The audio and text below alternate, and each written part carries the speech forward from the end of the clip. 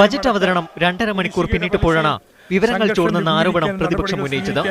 ഇതിനു പിന്നാലെ പ്രതിപക്ഷാംഗങ്ങൾ ബജറ്റ് പ്രസംഗം തടസ്സപ്പെടുത്തി നടുത്തളത്തിലിറങ്ങി. പ്രതിപക്ഷ നേതാവ് ദയവായി സീറ്റിലേക്ക് പോകും. പുറത്തുവന്ന രേഖകൾ പ്രതിപക്ഷ നേതാവ് രമേശ് ചെന്നിത്തല സഭയിൽ അവതരിപ്പിച്ചു. ഇത് ഞാൻ വേണേ വായിക്കാം. ഇതെല്ലാം ഇനിയും തോമസ് ഐസക് വായിക്കാനുള്ളതെല്ലാം ഞാൻ വായിക്കാം. ആരോപണം സർക്കാരിനെയും ധനമന്ത്രിയെയും വെട്ടിലാക്കി.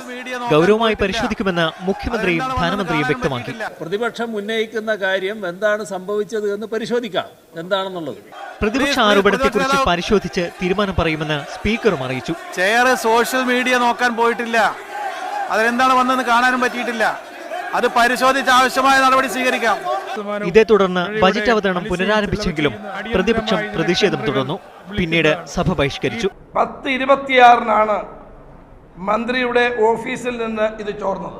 അദ്ദേഹം ധനകാര്യ മന്ത്രിസ്ഥാനം രാജിവെക്കുകയാണ് വേണ്ടത്.